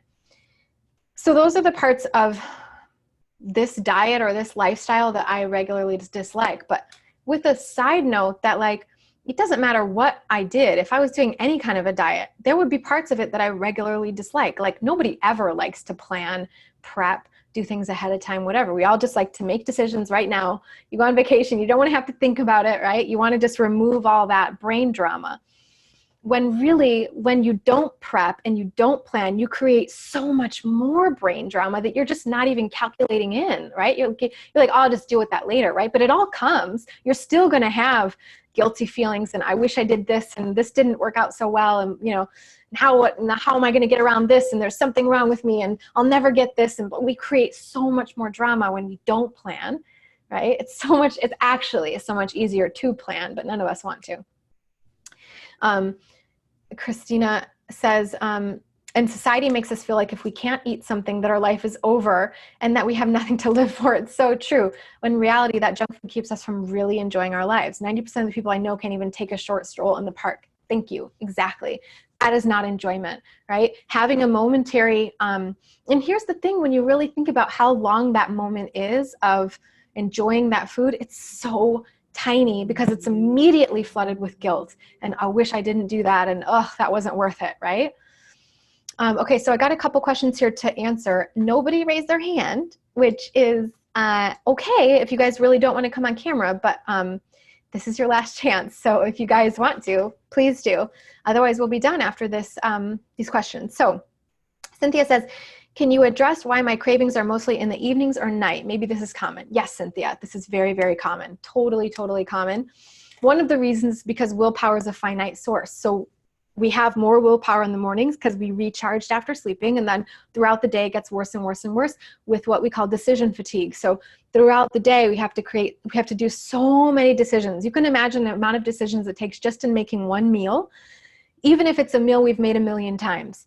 If we're measuring the oatmeal out, we have to decide to ourselves, okay, am I going to make this heaping? Am I going to keep it like this? Am I going to make it scant? Am I going to add a little bit more, right? That's just with pouring one little bit of an ingredient of one recipe, right? And there's thousands and thousands of decisions. I think we make like 35,000 decisions per day. So you can see how after the day goes long, you know, the day goes by, we want to make less and less decisions and we get tired, willpower depletes. And then the cravings, and the thing about it is that our brain knows that from years of doing this. It knows that we sort of get weaker and weaker as the day goes on. This becomes our normal day to start, our normal time of the day to start to have cravings. And that is a repeated behavior that's conditioned. So we're repeating something over and over again. It's just going to get stronger and stronger. So the more we allow cravings, the more we do these things, you know, planning ahead, making our decisions ahead of time, having a protocol, weighing ourselves, knowing what's going on, being very conscious of our thoughts, managing our emotions. The more we do this program, the more we learn these things, the better this gets. And then the primitive side of the brain starts to go, okay, I'm going to give up. I understand you're not going to listen to my little screaming anymore, so I'm going to stop screaming at you, right? That's how it works over time. And then Margaret says, yes, everyone I know that puts so much importance on enjoyment of food actually seems to be pretty miserable with lots of health problems. Yeah, exactly. That's why we're all attracted to Eat to Live, right? It's why we're attracted to Eat to Live, because we don't want to get there. Or if we are in that place with health problems, we want to reverse it right now. And this is, Eat to Live does that for us. So we just have to figure out how to do this with all the mind drama that comes with it. If we can just kind of work that out at the same time, then we'll be good. So Francine asks, here are my questions. Are we getting enough protein with one smoothie and one salad or substitute a day? Yeah, depends on the size of the salad, depends on the size of the smoothie, right? Dr. Furman says that as long as we're having a varied amount of plant foods, like we're getting some variety, and as long as we're getting enough calories, which is depending on the person, 1,000 to 1,700, 2,000 calories a day, then of course depends based on your activity level. But a normal range, like for the 10 and 20, I think that their normal calorie range in there in order to lose weight is around like 1,500 or 1,500 calories or 1,200 calories in there. But I've seen so many places where Dr. Furman says, like, depending on the person and what weight you're at, if you're a short person or whatever, you can easily get by with 1,000 calories a day as long as you have a ton of bulk. As long as you're getting enough calories then, and your protein is varied, like the types of foods that you're eating are varied, you are going to get plenty of protein with no concern at all. So the actual number that we need for protein is negotiable, but back in the day when they created the guidelines about protein, they said that humans need 0.4 grams of protein per kilogram of body weight. But that was like the kind of bare minimum low number. So they doubled it for the US, for the recommendations for the USRDA or whatever that is. So they said, okay, 0.8 grams of protein for each kilogram of body weight. Now, to put this in perspective, I'm 120 pounds, I'm 5'2", right? So at 120 pounds, if you do the math, that's about 44 to 50 grams of protein per day. Now, you might not know much about protein, but that's not very much. That's not a lot of protein at all. And remember, that's doubled from what we actually need to survive, which is half of that. So 20, 30 grams of protein per day to be fine, to be totally healthy and fine. Then the recommendation is double that. And protein powders will give you 120 grams of protein a day. It's way too much protein. It's actually harmful to have too much protein. And that's the kind of thing that we talk about in Eat to Live. So knowing that this mid-range is double what we actually need, and knowing that as long as you have a variety of plant foods, you're easily going to get tons of protein. Like you've heard this thing, but Dr. Furman says that if you take 100 calories of steak and you take 100 calories of broccoli, the broccoli is going to have way more protein in it than the steak would. It's how it works. So 1,000 calories in a day of food and you had them all plant foods, you're going to get way more protein than you would if you ate only steak or something like that. 1,000 calories, because 1,000 calories of steak is, I don't know what, like this much, but 1,000 calories of plant-based food is tons. And you're also going to get more satiated, right? So that's kind of the things to think about in protein. Ask yourself too, do I know how much protein I need? Where was that fear coming from? I tell you where it's coming from. It's coming from the media, from the advertising, from everyone saying they need protein, from people on the keto diet, which is all advertisement itself, right? The fear of not enough protein is coming from outside sources.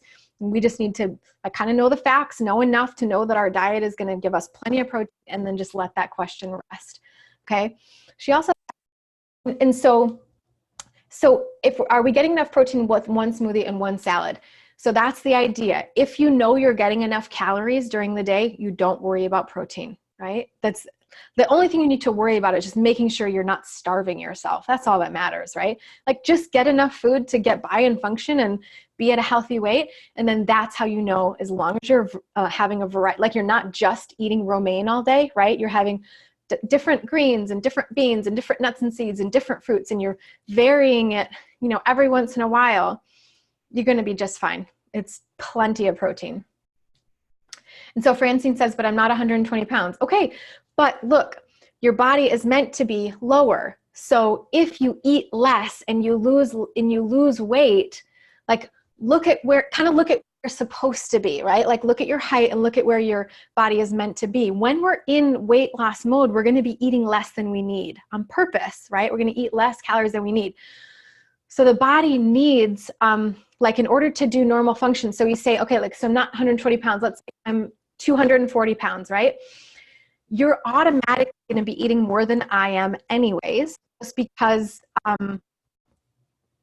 if you want to do the protocol of somebody who feels satiated, who this, who that, like I put in the challenges, by the way, for instance, if you look at one of my what I eat in a day videos or whatever in order to lose weight, when I weighed 175 after my pregnancy and when I weigh 120 now, same protocol. It was the same exact protocol. And that's how I lost weight, because I wasn't having, 1,700 calories to maintain my weight. I was having 1,200 calories. So you're going to have a deficiency, but as long as you're having 1,000, 1,200, 1,500 calories or whatever, depending on your weight, even 2,000 calories can be plenty, right? And still lose weight. As long as you're having that much, you're going to get plenty of what you need to function. Not to mention the fact that when the body breaks down fat and it breaks down tissue in order to lose weight, it removes amino acids. Like think of it this way, it takes all the amino acids and whatever you didn't have in your diet, it takes it from tissue that it's recycling from cells and fat and different things, and it recycles that in to create complete protein. So if you ate something that didn't have quite enough amino acids or something to create a complete protein, the body recycles itself as it metabolizes different tissues, because the body is always regenerating tissues, right? Like dead cells are getting turned into new cells and things like that. It's taking those amino acids and recycling it into, including what you had from food, it's putting that all together into complete protein. So even if you're not quite having the right amount of, and as I said, you need half of that number anyways. So even if you didn't quite have enough in your food, you're getting enough food at least to get by on your days. And you can tell whether you're having enough because you're able to function. If you're at least able to function and lose weight at the same time and you feel kind of satiated on how much fiber you're getting, you don't have to worry about protein because you're getting it from your body too. Like your body's recycling its own cells in order to create protein. The reason that you're afraid of protein is because of what they're telling you. Because the protein powder companies and the meat companies and the dairy companies and all these kinds of things are telling you it's important that you have a ton. It's a lobbying issue. It's not real. If you're on a challenge, right, you do one of my challenges, you're going to get plenty of food. And also ask yourself, like, what are you concerned about with protein, right? Like, what are you concerned? This word protein deficiency, what does that even mean? Do you know anyone in the world in your personal life, or if you've ever heard anyone have protein deficiency? There's an actual disease that it's like an African word for protein deficiency or something. And it's a disease that you get if you don't have enough protein, and only like starving people in Africa get it because it's not a thing. You cannot starve on this food, right? Like if you're having enough calories, it's not a thing to be concerned about. Plant foods have way more protein than animal foods do, calorie per calorie. So as long as you're getting enough to function and you're feeling great. And as I said in the challenge, if you're doing the challenge and you're not feeling like you're getting enough calories, like you feel way too dizzy all the time or something like that, add in a few more calories. As I said, have some more vegetables, have some more of this, have some more of that, and you'll get plenty of protein. Make sure that you get to the place where you're feeling like you're getting enough calories. And if you need to add in a smoothie, like add in a smoothie, totally fine. But it's more about just getting enough calories than it is about protein. The protein is not an issue. There's tons of protein in the smoothie, in plant foods. So Christine says, like they say, dress for the job you want, eat for the weight you want. It's so true. Yeah, not for the heart attacks and cancers. Yeah, don't eat for that goal. Eat for the weight that you want. That's right. I'm glad to be able to give this to you, Francine. And this is a huge question that comes up all the time, and it really does hold people back from doing this diet. So I'm glad you asked that.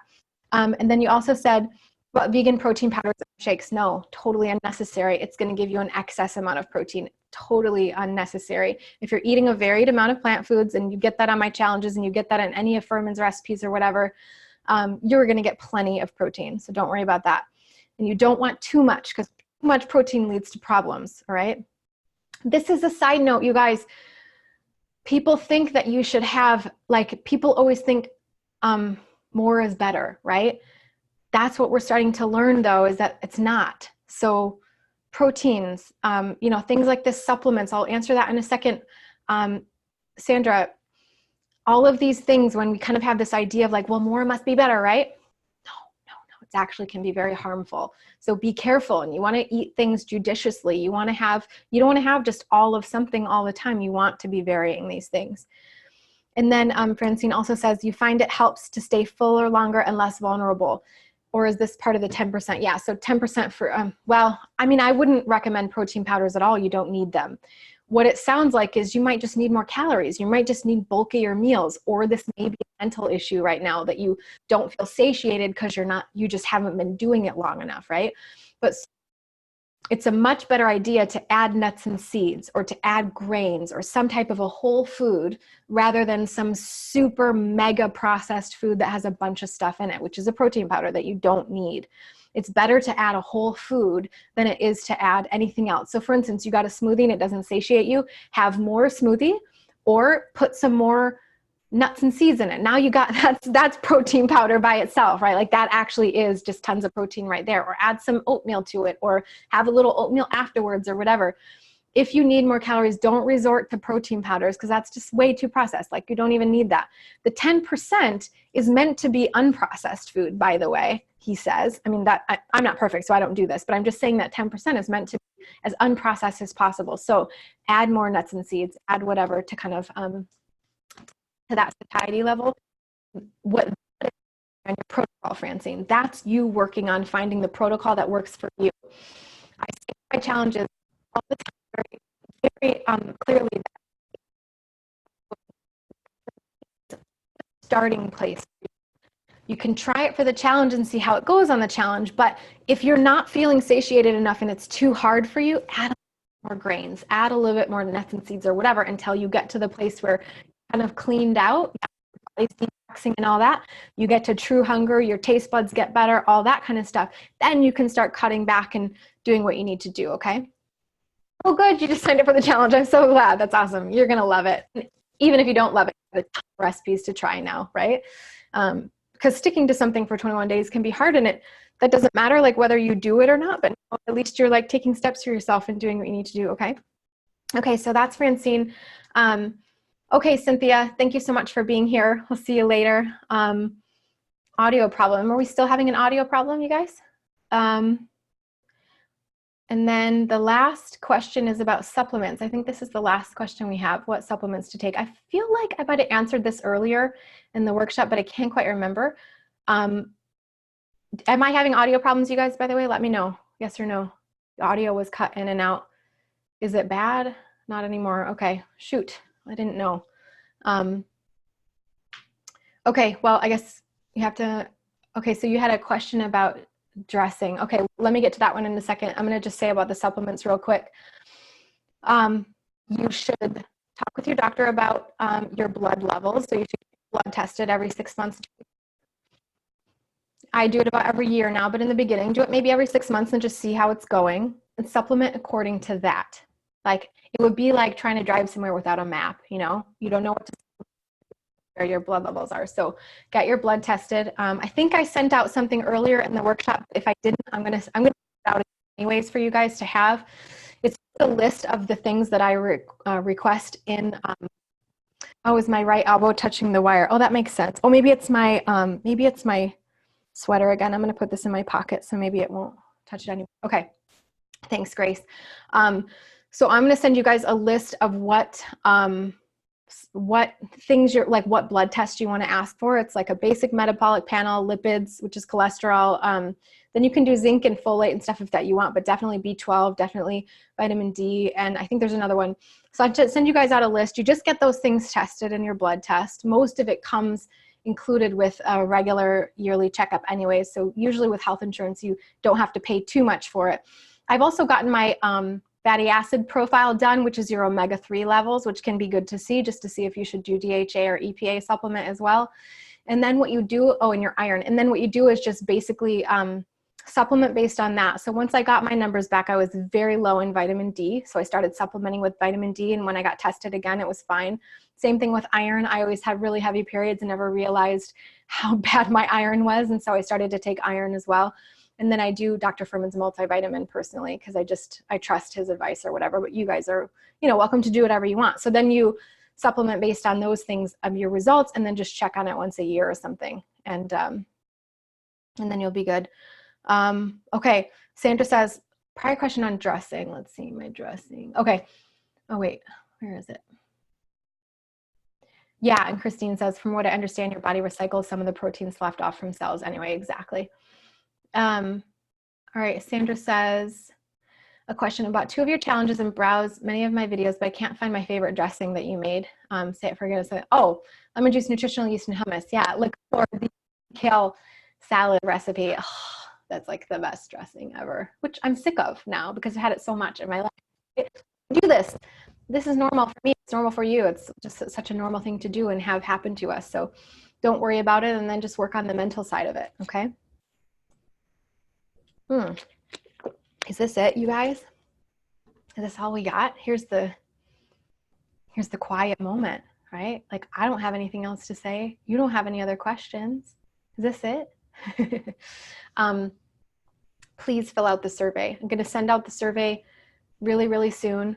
Please volunteer for coming on a video with me. You'll get a free session of coaching with me. And so you can ask me any specific questions if you had something that you didn't want to. It's in the recipe, Sandra, so check it out on my website, the cheesy kale salad. If you have any specific questions for me, we can go through those, or any specific issues that you have. Please sign up for this. This will help me so much.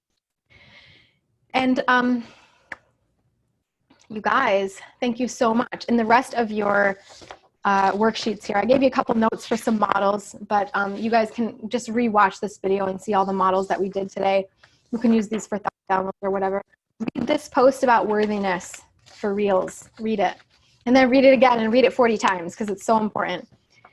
So what is this thing that I wrote? I think this is part of, oh yeah, okay. This is just a note. Oh, that's right. I forgot this other part that I put in here for you guys. It's a review of the concepts and tools that we learned. All right. So I put, it's longer than this.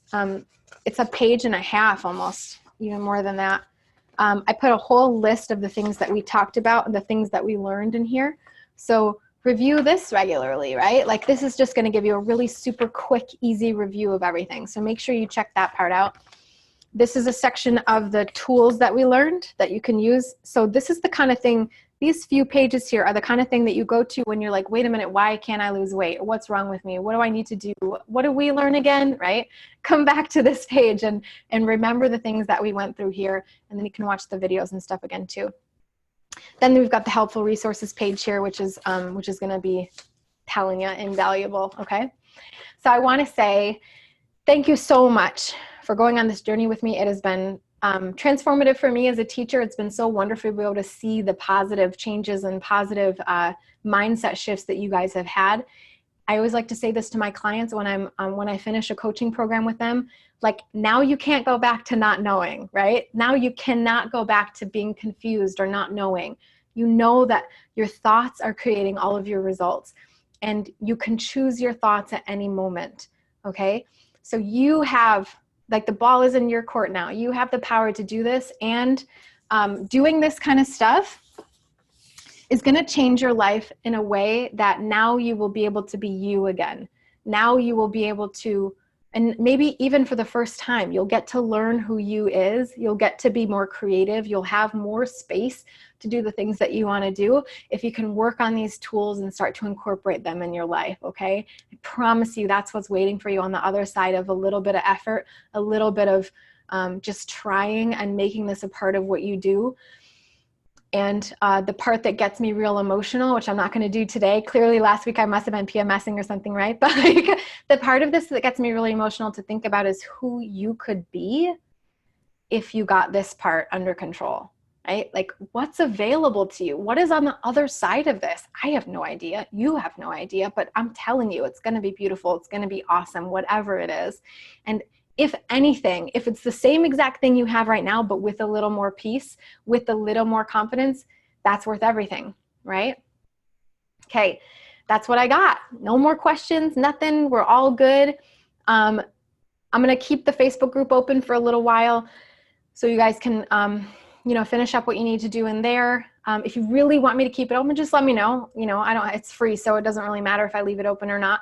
It's part of what you did. And if you want a record of that kind of stuff, that's great too. Otherwise, join the High Nutrient Lifestyle group for free. Join the challenge if you want to. It's going to be awesome. And look out next year for the new offerings I'm going to be doing, this kind of coaching and stuff like that. It's going to be incredible and will help to further your transformation, okay? How long will we be able to access the webinar replays? Forever. They're always going to be up. You'll always have them. So no worries about that. Thank you so much, Sandra. I'm sending you much love and gratefulness back to all of you. Please fill out the survey, right? That would be so helpful for me. And it has just been such a great journey. I wish you guys all the luck, and I hope to see you in the future in the comment section and in the groups and on the challenges and just really rocking this stuff and putting it into your life, okay? So good luck. I'm here for you if you need me. I'll always be here, and have a good night and talk to you soon. Bye.